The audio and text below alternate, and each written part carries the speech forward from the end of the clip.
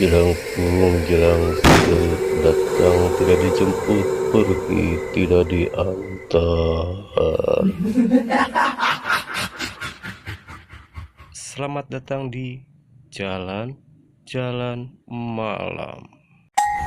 Assalamualaikum dulur-dulur, balik lagi bersama saya di jalan-jalan malam, tempat dimana kisah nyata misteri desa, horor pedalaman, dan kejadian-kejadian yang tidak seharusnya kita saksikan akan saya ceritakan untuk kalian. Malam ini saya akan membawa dulur-dulur ke dalam kisah yang katanya paling mengerikan yang pernah terjadi di sebuah desa kecil di kaki gunung. Sebuah kisah tentang 4 anak muda yang nekat memainkan jelangkung, tapi bukan sembarang jelangkung. Ini adalah jelangkung warisan dukun hitam yang pernah memakan korban puluhan tahun silam, dan ia kembali menagih darah. Cerita ini sadis, kelam, dan penuh teror. Jadi sebelum kita mulai, matikan lampu, atur posisi senyaman mungkin. Tapi siap-siap kalau malam ini kalian susah tidur. Jangan lupa untuk subscribe, like, dan share. Dan kalau sudah siap, mari kita mulai kisah jelangkung pembawa petaka. Desa itu bernama Karangjati, desa kecil di pinggir hutan bambu di mana angin malam selalu membawa suara-suara aneh dari pepohonan yang bergesekan. Malam itu 4 remaja berkumpul di rumah Bagas. Bagas paling berani, paling keras kepala. Randy suka bercanda tapi mudah panik. Ilham anak pesantren yang sebetulnya paling tidak setuju. Andra yang paling penakut tapi tidak mau dianggap lemah. Mereka awalnya hanya ingin tantangan sebelum kelulusan SMA, tapi Bagas punya ide yang jauh lebih berbahaya, yaitu jelangkung. Dan bukan jelangkung biasa, ini adalah jelangkung yang ia temukan di gudang rumah, terbungkus kain putih kumal, penuh bercak hitam dan aroma busuk tanah basah. Kakek buyut gua dulu dukun, kata Bagas sambil megang boneka itu. Lihat, masih ada simbol-simbolnya. Boneka itu terbuat dari batok kelapa dengan wajah digambar menggunakan arang yang sudah memudar. Matanya bulat, tidak simetris. Tubuhnya hanya kain lusuh yang terlihat seperti pernah direndam darah kering puluhan tahun lalu. "Lu yakin mau main itu?" tanya Andra menelan ludah. Bagas tertawa, "Makanya gua kumpulin kalian biar rame." Dan itulah awal kesalahan mereka, kesalahan yang akan mengubah hidup dan kematian mereka selamanya.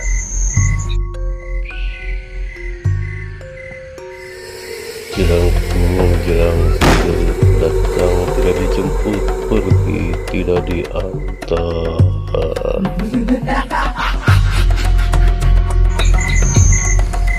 Tepat tengah malam, mereka memadamkan lampu dan menyalakan lilin di lantai. Suasana gelap, hanya diterangi cahaya kuning temaram. Randy mencoba bercanda, "Kalau muncul beneran gua kabur dulu ya." Ilham beristighfar pelan, "Kita main dosa, beginian buat apa sih?" Bagas tetap tidak peduli. Ia menaruh jelangkung itu di tengah lingkaran, dan mereka mulai membaca mantra. Jelangkung, jelangkung datang tadi jemput, pulang tadi antar. Tidak ada angin, tidak ada suara. Namun perlahan ruangan menjadi dingin, bukan dingin biasa. Dingin seperti sedang berada di dalam sungai jam 3 pagi. Lilin mulai bergoyang. Tiba-tiba ketukan pelan dari pintu. Semua menoleh. "Gas, itu siapa?" bisik Randy. Tidak ada yang menjawab. Ketukan itu terdengar lagi lebih keras. Andra mulai gemetar. "Udahan gua, kamu lanjut." Bagas mencoba menenangkan mereka. "Itu paling angin lah, gak usah diraukan." Lalu lilin di sudut kiri padam sendiri. Ilham berbisik, "Gak mungkin angin, jendela ditutup semua." Bagas mencoba memadamkan ritual, namun Jelek. Boneka jelangkung yang tadinya berdiri dengan penopang kayu tiba-tiba jatuh.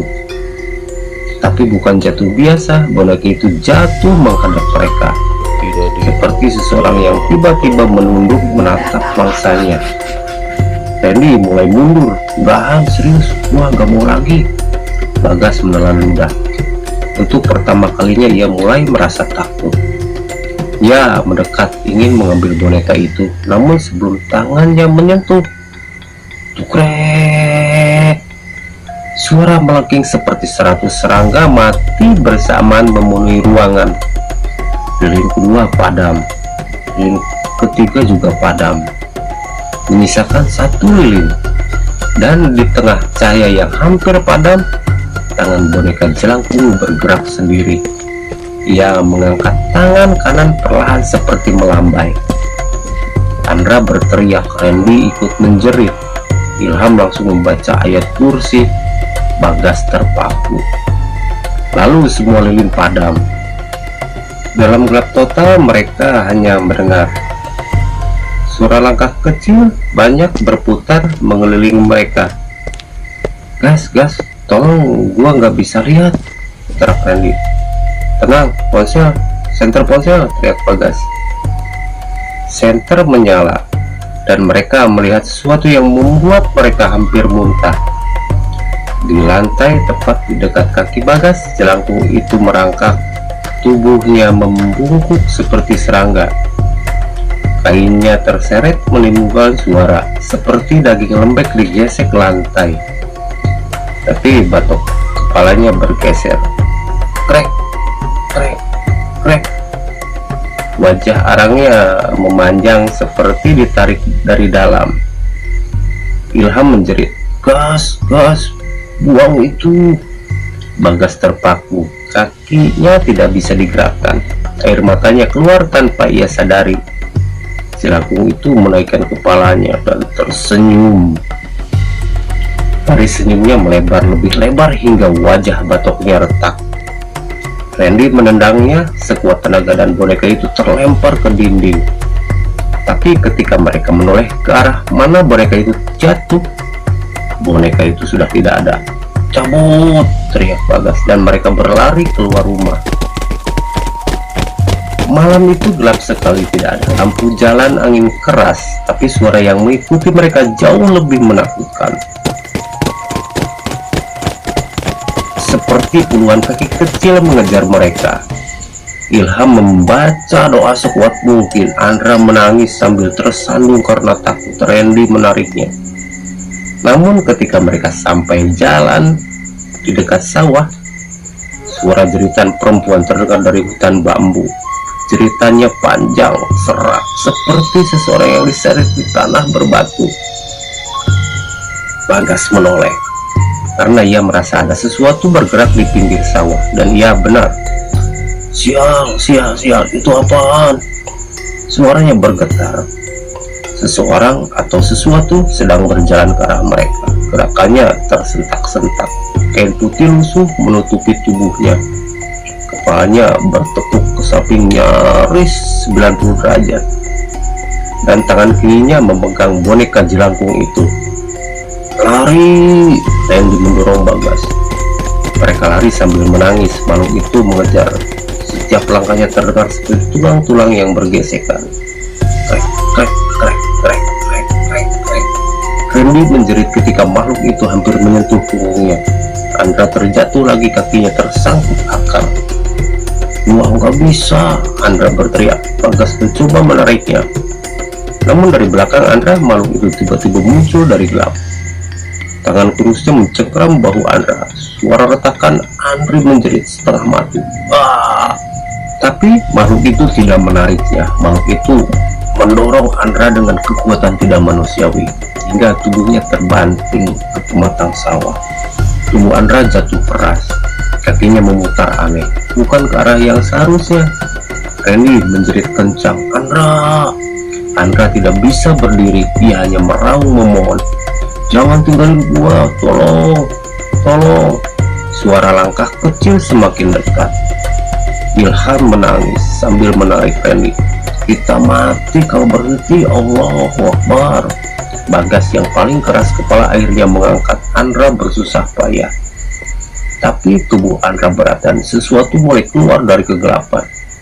Siluet kecil banyak seperti anak kecil, tubuhnya bengkok, jari-jarinya panjang. Wajah mereka hitam seperti terbakar. Mereka berlari dengan gerakan cepat, tersentak-sentak seperti boneka rusak. Ratusan langkah kecil Bagas langsung menangkap Andra di pundaknya. Meskipun berat, mereka berlari sekencang-kencangnya menuju musola. Dan ketika sampai, Ustadz Danu sudah berdiri di teras, seolah sudah tahu mereka akan datang. Ustadz Danu membawa mereka masuk, namun begitu pintu musola ditutup, suara pukulan dari luar pintu langsung terjadi. Randy menjerit, "Ustadz, ada yang ngikutin." Ustadz hanya berkata, "Bukan satu, bukan dua, banyak kalian memanggil rombongan."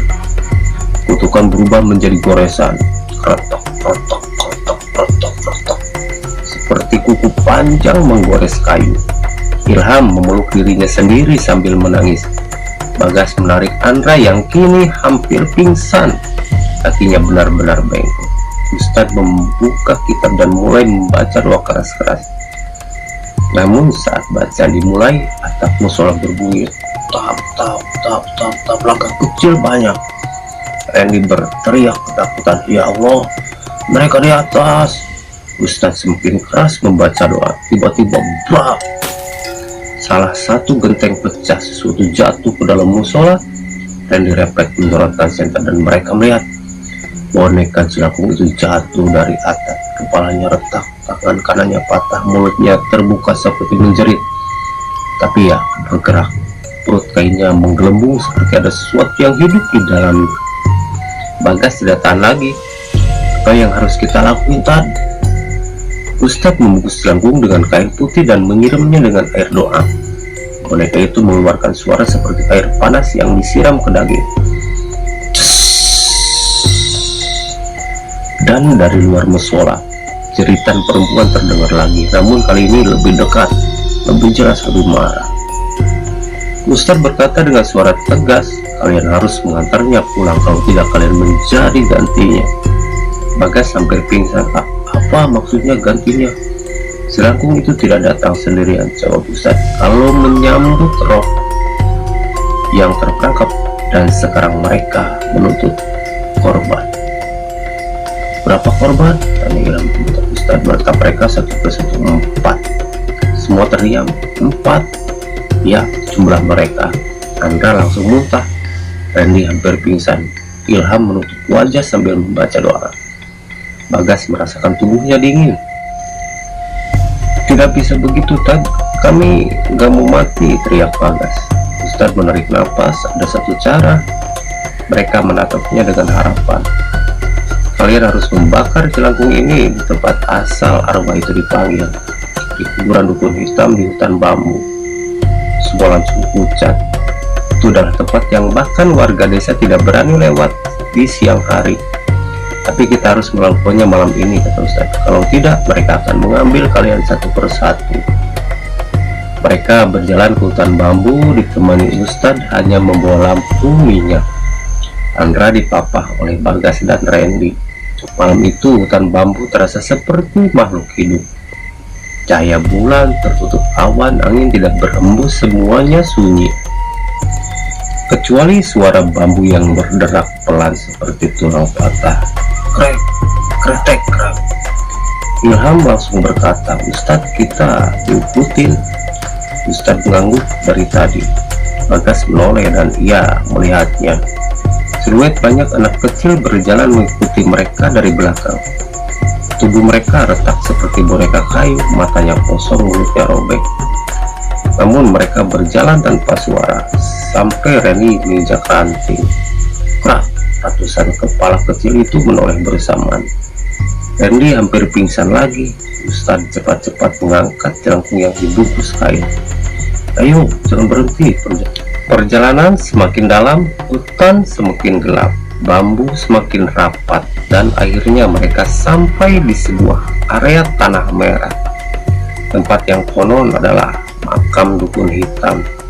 Tanahnya lembab, busuk, ada bekas abu ritual lama. Ustadz menaruh jelangkung itu di tengah. Bagas, kau harus menyalakan apinya. Bagas gemetar sambil menyulut korek. Namun ketika api menyala, dari dalam hutan bambu terdengar suara langkah besar berbeda dari langkah kecil yang sebelumnya. Sesuatu yang lebih besar, lebih berat, lebih kuat. Tuh. Dan ketika makhluk itu keluar dari kegelapan, Randy menjerit sekeras-kerasnya. Makhluk itu tinggi, sangat tinggi, tubuhnya gelap seperti terbakar, kepalanya botak tanpa mata. Mulutnya panjang, robek sampai ke telinga, dan di lehernya tergantung puluhan boneka jelangkung kecil, menjuntai seperti kalung korban. Setiap ia bergerak, boneka-boneka itu berbenturan, klek, klek, klek, klek. Makhluk itu mengangkat kepala dan mengeluarkan suara seperti seseorang yang diseret di batu tajam. Andra jatuh sambil menangis dan menjerit. Randy menjerit ketakutan. Ilham tidak sanggup melihat Bagas, kakinya lemas. Makhluk itu menunjuk ke arah mereka. Lalu anak-anak roh kecil itu berlari ke arah mereka. Bakar sekarang, teriak Ustaz. Bagas menyalakan api ke jelangkung. Namun saat kainnya mulai terbakar, roh anak-anak itu mulai menjerit. Jeritan nyaring seperti kaca pecah. Mereka berlari ke arah Bagas seperti badai kecil. Ilham mendorong Bagas untuk menghindar. Roh itu menabrak tubuh Ilham. Ilham terlempar beberapa meter, tubuhnya berguling, ceritanya menghantam malam. Ilham, Bagas berteriak, tapi Ilham tidak bisa bangun, tubuhnya tersentak seperti dialilir listrik. Ustadz berteriak, teruskan, jangan berhenti. Bagas memperbesar apinya. Jelangkung itu mengeluarkan suara seperti daging basah yang terkena panas. Ces! Jeritan makhluk besar itu menggema memecah hutan. Ia berlari ke arah Bagas dengan gerakan patah-patah seperti boneka dirusak paksa. Randy mendorong Andra ke arah Ustadz sambil memohon, selesaikan ini. Makhluk itu mengangkat tangan dengan siap menghantam Bagas. Bagas menyalakan api terakhir dari seluruh korek yang ia punya dan dilemparkan langsung ke boneka jelangkung. Api membesar, boneka terbakar. Makhluk itu berhenti, tubuhnya bergetar. Jeritan ratusan roh anak-anak itu terdengar lalu hilang mendadak. Makhluk besar itu perlahan hancur seperti arang tertiup angin hingga lenyap. Hutan menjadi sunyi. Bagas jatuh terduduk menangis dan memeluk Andra yang hampir pingsan. Ustadz Danu menutup ritual itu. Pagi itu desa digebarkan oleh keadaan keempat anak itu. Andra dilarikan ke rumah sakit, kakinya tidak bisa kembali normal. Randy mengalami trauma berat dan tidak bisa tidur tanpa lampu menyala. Ilham suaranya hilang selama 2 bulan penuh. Bagas setiap malam mendengar ketukan. Selalu 3 ketukan, tidak pernah lebih, tidak pernah kurang. Dan di halaman rumah Bagas kadang terlihat jejak kaki kecil berputar mengelilingi rumah. Dulu-dulu, kisah ini adalah pengingat bahwa jelangkung bukan permainan. Sejak dulu ia bukan untuk hiburan, tapi untuk memanggil sesuatu yang tidak layak kita panggil. Kalau kalian suka dengan cerita sadis ekstrim ini, jangan lupa subscribe, like, dan share, supaya saya bisa terus bawa kisah-kisah horor lainnya untuk kalian. Sampai jumpa di perjalanan kita berikutnya di jalan-jalan malam. Tetap waspada, tetap berhati-hati karena yang tidak terlihat kadang mengamati kita dari kejauhan. Assalamualaikum warahmatullahi wabarakatuh.